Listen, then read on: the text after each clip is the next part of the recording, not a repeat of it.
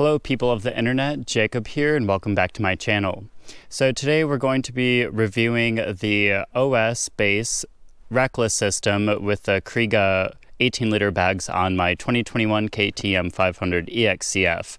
And before we get started, you gotta just take a look. Look at how gorgeous this spot is that I came across today in Washington State. Now, I have circumnavigated the world multiple times. I worked for an airline. I've been all over. And Washington State, it just blows me away every time. It's probably, it really is one of the most beautiful places in the world. But anyway, let's get back to the video.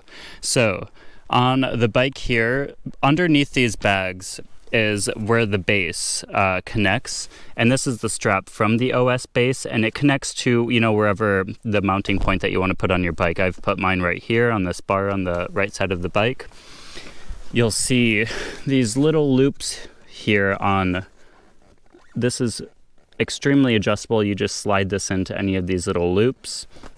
I've seen these set up on all different type of bikes, so, you know, WRs, KTMs, Hondas. Walk around here, and I love the little 6 dots. I mean, isn't it funny what 6 little dots can do? It's so random, but I think they look so cool. Walk around. I do have this one open up. I'll close it a little bit. So I have that top bag and then the side one, and they're all connected to that OS base. So I want to say I paid with tax around $520 to $530 for this entire setup, and it did take like 3 months for me to receive this. I'm sure it's because of COVID, you know, back ordering and everything. By the time it finally got to my home, I was like, oh wow, you know, I almost forgot that I had even ordered this, but, you know, alas. Get walking around here. I did go with this. I mean, this is much more expensive than some other options.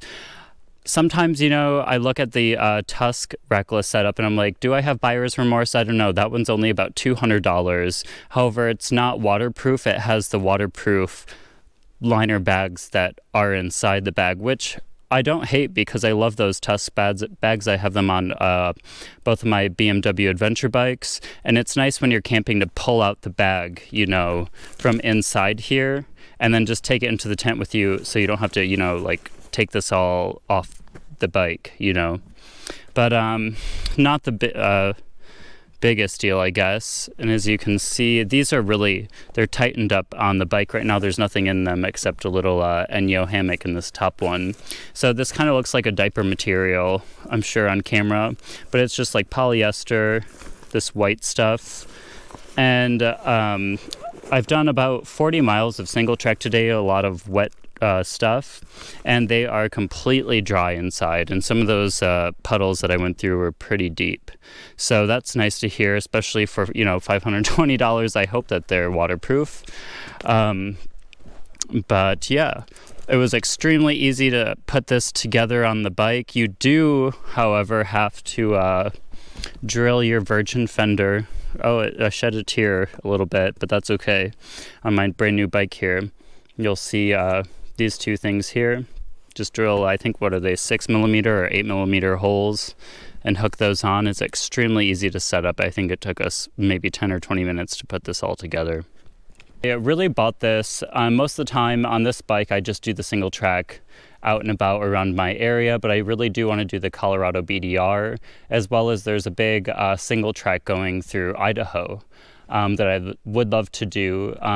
My partner and I did the Idaho BDR last year on our adventure bikes, and that was fun. It was pretty easy. I mean, it was really easy. They were just big Forest Service roads, so we were a little bored. Lolo Pass was pretty awesome, but we would love to do single tracks, you know, through Idaho. That's pretty close to us as we're in Washington State. So if you like this type of video, adventure bikes, dual sports, camping, all of that kind of fun stuff, please like and subscribe, and I'll see you in the next video. Bye.